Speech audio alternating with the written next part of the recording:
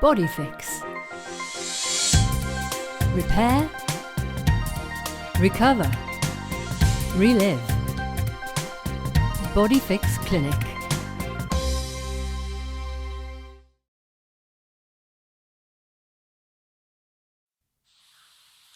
Hey everybody, welcome to the second in the series of the Whirlwind Chats. I'm Laura and I'm very excited about our guest today.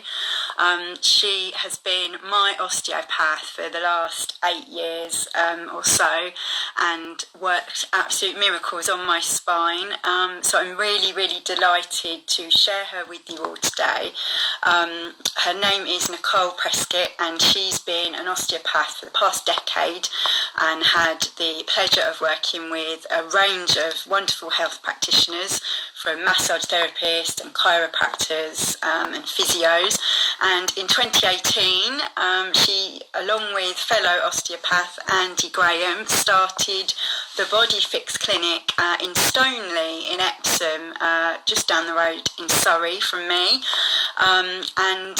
Over the last 2 years, the Bodyfix has become a firm foothold in the local community, serving a range of different services, from osteopathy and sports massage to women's health, physiotherapy and chiropody. And I'm always recommending friends and family and colleagues go along there, and no one's ever disappointed with the service they get. So really excited to have Nicole join us today. And the idea about today's live chat is that it's going to be a mixture of practical advice and tips with some exercises and stretches we can all do, as well as questions from myself and all of you. So basically, Nicole and I were chatting and just realising that at the moment, you know, for people like myself who regularly see a osteo or physio, and we obviously can't because we're not allowed any contact at the moment. We're starting to get sort of niggles and things with back, shoulders, particularly working at home. So we just thought it'd be really good to sort of get together and talk through some ways that we can all be a bit more mindful and look after our bodies until we can get to see our favourite practitioners. So I hope I've remembered everything, Nicole, that we discussed, and I'm going to get you on if you are ready to come and join us.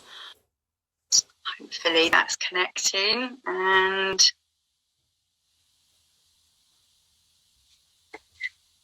the wonders of technology. Hi. Yay. Hello. Thank you for your kind words. Oh, you're very welcome. How are you doing? All right, yeah, surprisingly well. Good. It's lovely to see you. And you too. So hopefully I set the scene for everyone about how we're going to run this. And I can see we've got lots of people following, so thank you for joining us. We'll keep an eye out for questions, but we'll also sort of open it up at the end for specific questions as well. So yeah, let's crack on. Okay. I think I wanted to start, Nicole, with asking if you could perhaps talk us through the effect on our bodies of being quite static at the moment, because I think with all the best intentions, and although we're allowed outside, you know, once a day, some of us quite busy still with work or looking after families, and we're not always getting out that much. And also if we live in flats, you know, we don't have stairs and perhaps we're just not generally moving as much. So what is the impact on our bodies if we are quite static at the moment? Yeah, I mean, being static for prolonged periods is definitely a big problem at the moment. And I think the biggest impact is on our spines, especially if you're just sitting down all day long, whether it be over a computer, an iPad, an iPhone, watching TV. And just like sprains and strains that you can get from overactivity or doing unaccustomed exercise, you can also sprain and strain ligaments and muscles in your spine just from doing nothing. So in our spines, we've got lots of small muscles, with lots of bigger muscles laid over the top. And one of the things that happens to these muscles when we're static is that they stay shortened and contracted. And what that means is you get this build-up of lactic acid in the muscle. And because you're not moving around and it's not being pumped away, it starts to irritate the little pain receptors. So if we take our shoulders, for example, our trapezius muscle, often it gives rise to that gnarly ache that you just can't get your fingers into. And then it becomes very uncomfortable and you get restricted in your neck and restricted in your mid-back. And then the ligaments that go down the spine, because you're hunched over, they get put on extra stretch, and they can give rise to that sort of sharp discomfort that you get in between the shoulder blades, and just make everything much more difficult to get moving again. And then, of course, after you've been sitting for 2 or 3 hours, and then you get up to move to either hoover or go for a run, then that's when those minor injuries can happen all of a sudden for no reason.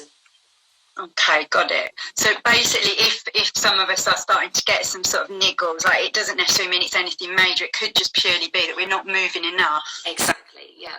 And just finding a little bit of time. We all know that we should get up and move, but when you're stuck in something, enjoying something even, it goes out of our minds. And you can get like these little reminders that pop up on your screen to get you to move. And just to get those muscles working for you again, instead of just being contracted. Okay, perfect. And then the flip side to sort of static and not moving is overexertion. And I know from quite a few friends that they've been throwing themselves into, the Joe Wicks HIIT sessions or these insanity workouts. It's all quite intense, and sort of some of them have gone from sort of zero exercise to sort of everyday sweatathons. What areas of the body should they be mindful of, not sort of overstressing with these types of high intensity workouts? Yeah, I think it's more how you go about it. So I mean, I've been a victim to that myself. HIIT training, just wanted to impress and improve quickly, and ended up injuring myself. So I think they're good fun. You see results quickly, stamina increase, strength increase, change in physique. So they're fine, but not to do too many of them. Not every day of the week. Some people are doing them twice a day. And to remember that they're fast and there's quick changes going from floor to standing, back to floor again. So one of the things people can do is actually lose their technique in these quick changes. So one thing that I was doing was I was getting a mirror, a full-length mirror, and just bringing it into where I was working out, so that when I made changes, then I could just check out my stance and make sure I wasn't doing overhead stuff and my head was dropping forwards and then dropping down onto the floor to do press-ups. And also, it's quick progression, so you want to keep putting on the weight, but that's not necessarily a good thing. Increasing your weights too quickly loads your discs, loads your joints, and can cause injury. So you're better off going slowly with the weight progression and maybe increasing your repetitions instead of overloading. And of course, always making sure that you do a warm-up beforehand. Sometimes those exercise videos, they have a very short warm-up because they want to get straight on to the actual exercise themselves. So I would allow a little bit of time beforehand, before pushing play, just to get your muscles working for you. And also stretching at the end is really, really important. Again, not long enough on these videos, so it's very important to make sure you spend a good 15 minutes working through all your muscle groups. Okay, good advice there. And a friend of mine, she knew we were going to have this chat, and she said she's been doing these insanity workouts, and she doesn't have the proper gym trainers, so she's actually been doing it most days in bare feet. She believes, or she's telling herself that it's helping to strengthen her ligaments and sort of muscles in her feet. Yeah. Is that correct, or what would you advise? It's not a great idea because they're high impact, you're banging down through the foot, and often our arches drop. So on the inside of our foot, it drops down, and that causes torsion through your knees and then up into your hips. So it gives rise to more problems with the ligaments of the knees. And so really you need something with a nice cushion and a nice medial support to bring the foot up into a perfect position. And also, if you do these exercises without any support, you're putting so much impact through the connective tissue that's on the bottom of your foot, called the plantar fascia, and it can become quite inflamed.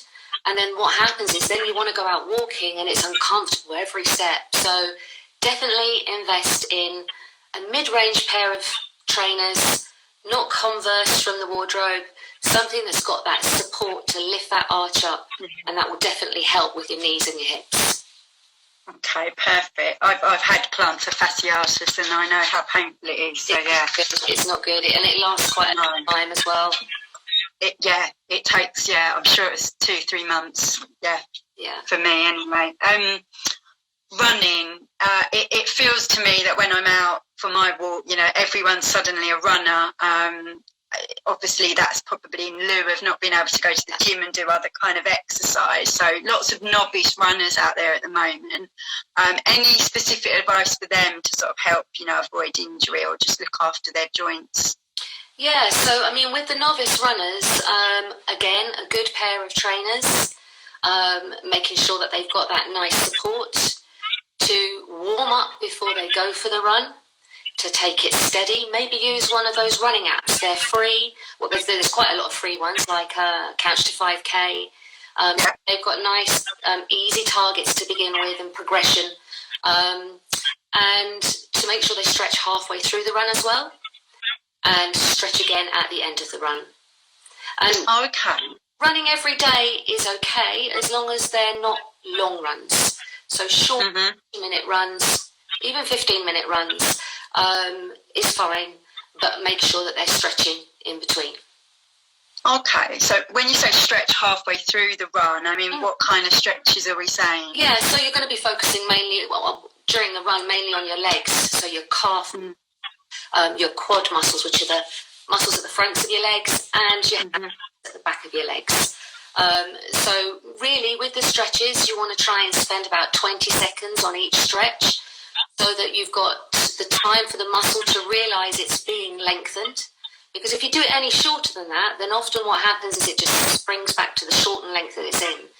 The stretching also helps to get rid of that lactic acid build-up that you get in the muscles, which then cause cramp, which can happen during the run, and then it stops your run altogether. And also, I mean, with the more experienced runners, the serious runners who know what their training goals are, etc., they use foam rollers and stretching regimes.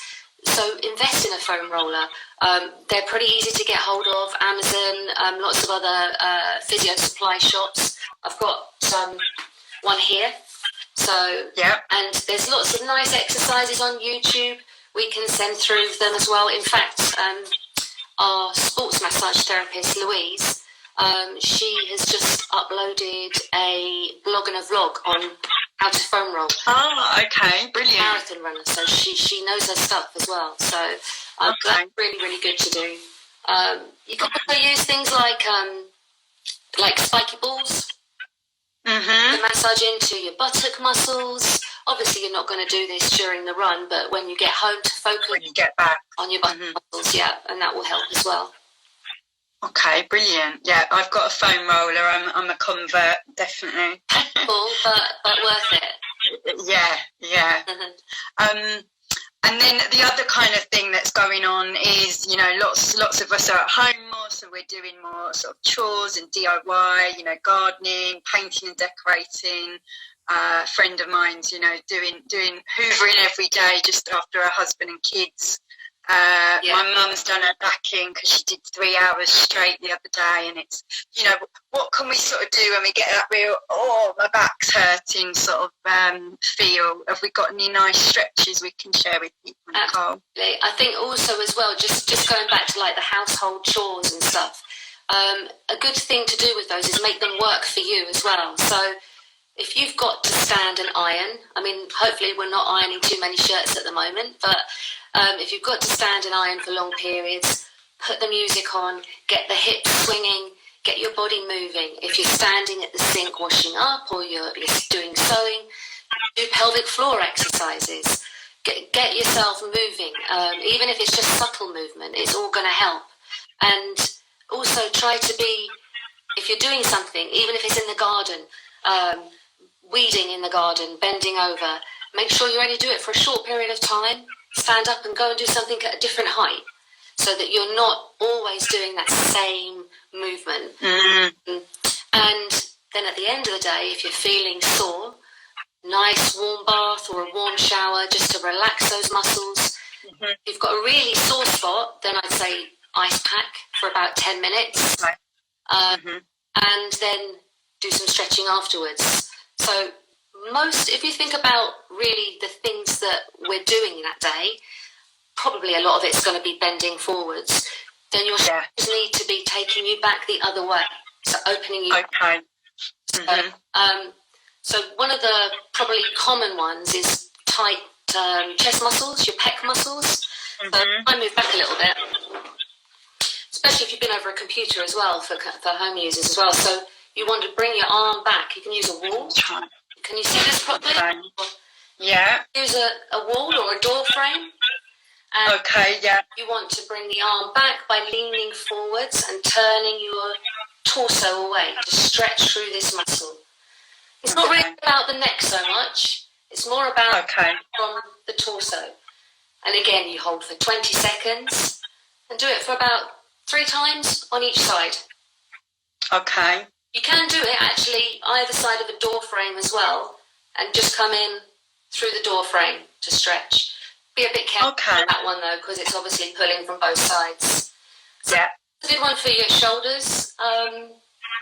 Your neck, I mean, with the neck, we're always, again, in one position for too long. So to just move into rotation from side to side, make it pure rotation though. So rather than tilting the chin and rotating, keep it neutral and take it from one side to the next.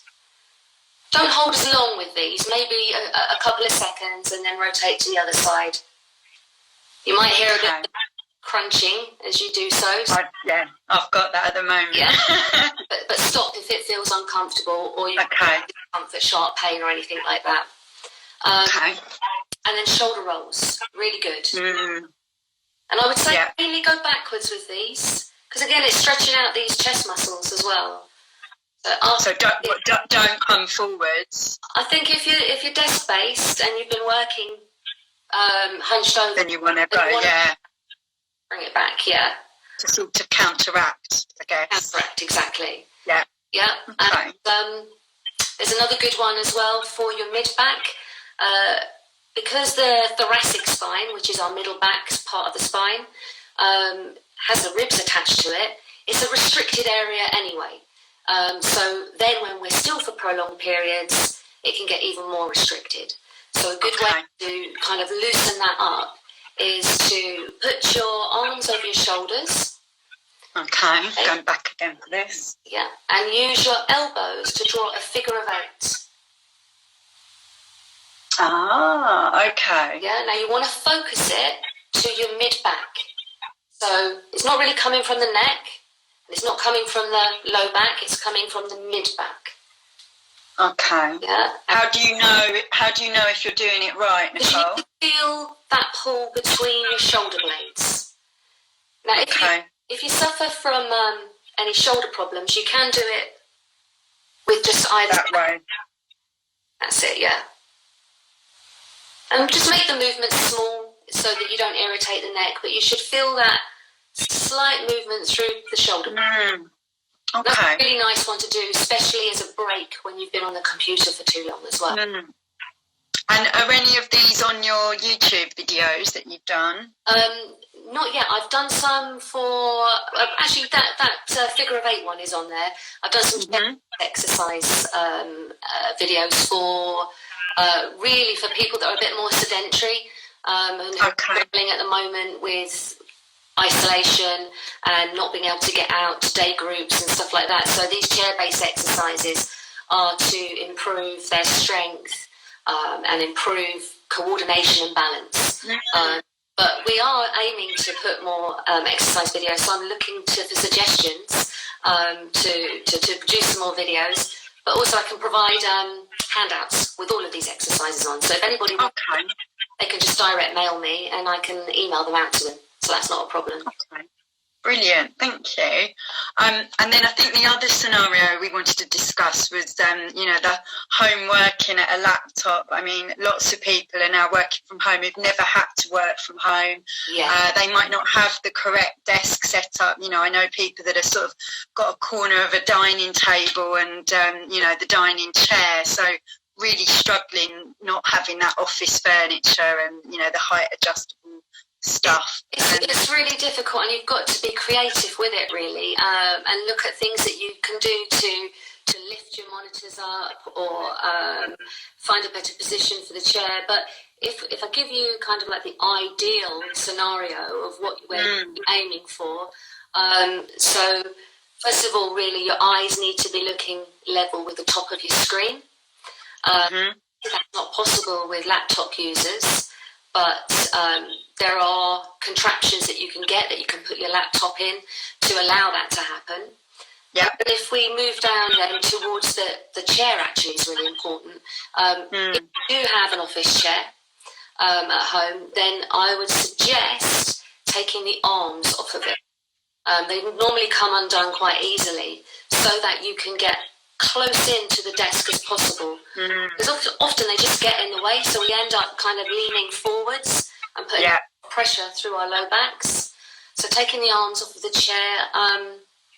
Also, if you're under about 5'6", then it's recommended to have a little footstool.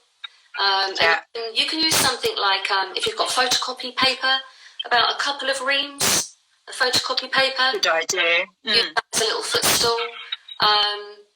And then with your arms, you need to have your forearms at right angles with your upper arms. You probably can't see that very well, but so that your wrists remain straight, they're not extended, causing compression in the carpal tunnel, and they're not bent forwards.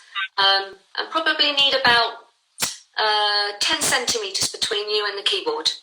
Okay. It's from the front of the desk, really. That's a good position. Is that to just rest when you're typing, you mean? You need that space? It allows your wrist to be straight if it's that far away. Yeah, if it's too close, they're bent this way. If it's too far away, you're leaning over that way. Okay. And what are your views on wrist supports, for the keyboard? I didn't have them for years, and then last year had some issues and finally got one, and now I use it most of the time. Yeah, I think, again, if you suffer with wrist problems, which I know that you have done, obviously we've treated them, then it's really important to add that support. Not everybody needs them, but it depends what other underlying conditions that you've got as well. So with carpal tunnel, you really need that flow of nerves. So having that support there is useful. Mice as well, you can use ergonomic mice that allow you to use it in a different way so that you put less stress through the wrist.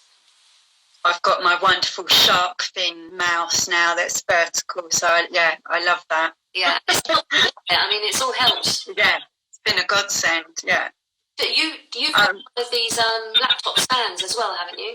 Yeah, I haven't got it in reach. I can get it though in a minute. It's height adjustable, so there's 3 different settings. And again, I have 2 different laptops, so it's brilliant because I can literally have it at eye light. And when I go and work for different clients in their offices, I can't rely on them having the right setup. So, that's been brilliant to take. It's portable, it folds up, and it's just from Amazon. So I can share the link actually with people afterwards if they're interested, because that's been a huge help as well. Yeah, I mean, it's not advisable to work in your bed or work on a sofa. No, but sometimes it's unavoidable. People just don't have the space. They have to work from their sofa, and you can get. I'm not sure whether you can see this here. I bought one for myself. Oops! It's like a little stand, like a little. Ah, that's cool. And it just goes over your lap when you're sitting on the sofa, and stops you from looking down too much. It's still unavoidable, unfortunately. Oh, okay. It does prevent it a little bit. That looks great. I like the sound of that. Yeah. Oh, someone here, Back on Track Living. I have an upright mouse. It's Great, yes, big thumbs up to that. And then I know you've been conducting consultations with patients over the phone during lockdown. What's sort of been some of the sort of typical concerns or issues that people have been having, Nicole? Yeah, I think a lot of the calls have been from either concerned children for their elderly parents, or from those that are stuck in isolation.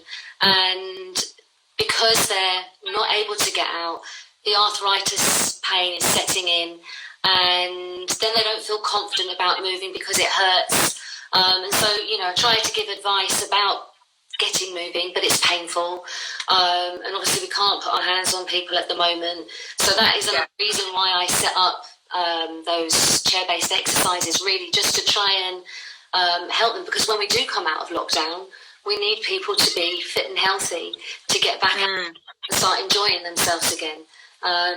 It's hard. I mean, other things that I've had have been, again, overzealous exercise, like we were talking about, lots of cycling, much more than normal, and then getting problems with buttock pain and stuff like that. So again, all you can really do at the moment is either heat, ice, stretch, foam roll, and try and manage it as much as possible through working with the muscles. And on the subject of heat and ice, and I always ask you this and I always forget, when do we use heat and when do we use ice? Yeah, okay, so heat is good for muscles. So if you've got muscle contraction, muscle tightness, then heat can really help to relax them, hence why having a warm bath at the end of the day is useful. But often with muscle contraction comes an injury underneath. And so when you injure a joint or a disc or a ligament, they become inflamed. And that's when you need to put ice on to calm it down. So if in doubt, I would say always go for ice packing. But contrast bathing is very good as well. So you can ice pack for 5 minutes, followed by heat, followed by ice. And that will with the muscles as well as with the inflammation. And does that increase the blood flow to the area of inflammation? It's almost like a pump. So open up the blood vessels with the heat, closing them down with the cold. So it helps to flush away that inflammation and bring fresh blood back to the area. Brilliant. And I've got my ice pack here. You were asking me earlier what things I've got. So I always keep that in the freezer, and it comes with one of these handy bags, so you can actually, like, it's got a Velcro strap, so you can strap it wherever you need to. One thing I would say is it's really important to, if you're going to use like a bag of frozen peas when you need ice packs and you haven't got access to them, always cover it in something first. Don't put it straight on the skin. And a good way of transmitting that cold is actually to wet a tea towel and squeeze it out and use that around the bag of peas, and that will transmit the cold a lot. Okay. I've done it with a dry. I hadn't thought to do it with a wet one. Yeah, that makes sense. It's not particularly, and then but it one of my other little tools is this wheat bag that goes in the microwave, and it's because it's weighted. I find it's really when my neck's bad, it really helps. Again, are there any sort of do's and don'ts with something like that? Again, just not having it on there for too long. Probably max 15, 20 minutes with the heat. You don't want to overdo it. Another thing that if people don't have access to a heat pack and they've got sore, stiff necks, then sometimes just wrapping up a hand towel, rolling it up and popping it around the neck. Again, don't use it all night because you don't want to stop the muscles from working for you, but it can sometimes help when the neck is really uncomfortable. Okay, and sorry, do you mean that you'd heat the towel or no? No, just there is a bit of protection, really. You don't have to heat. Okay. Yeah. Okay, cool. Thank you. I think that's all my actual questions. Is there anything else you would like to sort of share with us all, just to sort of be a bit mindful of while we are, in this lockdown period?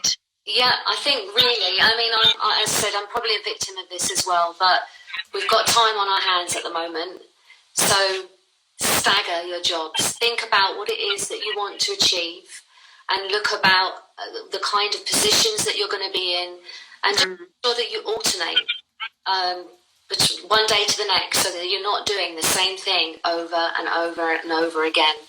And for people like you, with working from home and still busy, then just to make sure that you take those breaks, get up and move, get your exercise, and just look after your body really, and make sure that you're fit and well for when we're out of this lockdown. Thank you. I've just seen a question come up from Lulu's Travels. What made you want to become an osteopath? Do you know what? I was in IT for 10 years before becoming an osteopath, and it's in the family. Chiropractic, aromatherapy, manual therapy has been in my family since I was born, and probably should have done it a long time ago. But being rebellious, I decided, no, that's not what I want to do. So it was always inevitable that I was going to become an osteopath. And I'm glad I did. I didn't start training until my 30s. And it's been absolutely brilliant to have another career in life. And I absolutely love the job. Oh, and I hope you don't mind me saying, but I always say to people, you're more than just an osteopath, because you do some acupuncture as well in the treatment. Yeah, that's right. In fact, a lot of our practitioners do other treatment types. So dry needling, not acupuncture. There's a little bit of a difference between those two. Acupuncture is a long degree, and we use it for just getting into tight muscles, and it can be quite helpful with all the other treatments that we do. I also use interferential therapy, which is a kind of muscle therapy to help relax and lengthen muscles. And ultrasound as well for superficial injuries like sprains and strains, sometimes with carpal tunnel.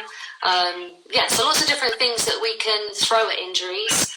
And with rehab as well, very important. We don't just treat and let our patients go. It's very important to be doing exercises in between, so that it's managed, so that when you come back and see me again, we haven't gone back to square one. Yeah. Okay, and we just had another question come up. Back on track living, thank you. Why osteopathy over chiropractic? So it's a common question we get asked all the time, and the aims are the same. We're all treating the same conditions: osteopathy, chiropractic, and physiotherapy. It's just that we have slightly different ways of doing it, and it's personal preference. And you might find, and I don't want to speak out of turn here, you might find that osteopaths tend to use more soft tissue work, but that's again not always the case, and chiropractors might use more manipulation. But again, it all depends who you've worked with, who your mentors have been, and your style of practice sort of develops as you go along. So a lot of it is personal preference, but our aims are all the same. On that note, because I think from the patient's point of view, and before I found you, I tried a mixture of chiropractors, physios and osteopaths. Do you feel, Nicole, that certain conditions of the body are more suited? I mean, I think I've learned anyway with my spinal condition that chiropractic work was a bit too much. It was a bit too manipulative and cracky, whereas what you do is a slightly more gentler approach, and it seems to suit my condition better. Yeah, I mean, we tend to use quite a lot of mobilization techniques rather than manipulation. So gently moving the joints into the position that they need to be in, rather than necessarily pushing them into it. And lots of traction and soft tissue work.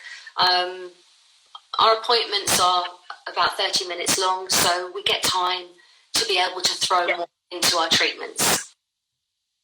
Yes, I found that with chiropractors it would sometimes just be 15 minutes, and it didn't feel like that was enough for what I needed. Yeah. Okay, thank you. Have we got are there any other questions before we say goodbye to the wonderful Nicole? I can't see the comments, actually. I'm not sure what's... Oh, are they not coming up on your screen? Well, no. Hang on a second, let's have a look. I think that might be it. So that's that's brilliant. Thank you. That was really good. Thank you so much. And thank you ever so much for having me on. I thoroughly enjoyed it, and I hope I've been able to help. Yeah, no, you've been brilliant. Oh, hang on. We have had a question come in. Mm-hmm. I have a weak low back. Do you have any exercise suggestions? Yeah, absolutely. There are lots of exercises that we can suggest, but we need to know the reason why the back is weak. So perhaps that's something that you want to direct message me on, and find out, the conditions that are behind why you have a weak back, so that you can have exercises that are focused directly to your complaint, rather than just giving you a whole load of exercises that could aggravate rather than actually help. Okay, so Livia, if you want to direct message Nicole, is it the Bodyfix Clinic? At the Bodyfix Clinic, yeah. At the Bodyfix Clinic, yeah. Okay, hope that helps, Livia. And yeah, that's brilliant. No, I think that's everything. So thank you so much. I hope you enjoyed your first Instagram Live. Yes, my heart isn't racing too much. No, good. It Right. gets easier. Take care, and I'll speak to you soon. Thank you. Bye-bye. Thanks, everyone. Bye-bye.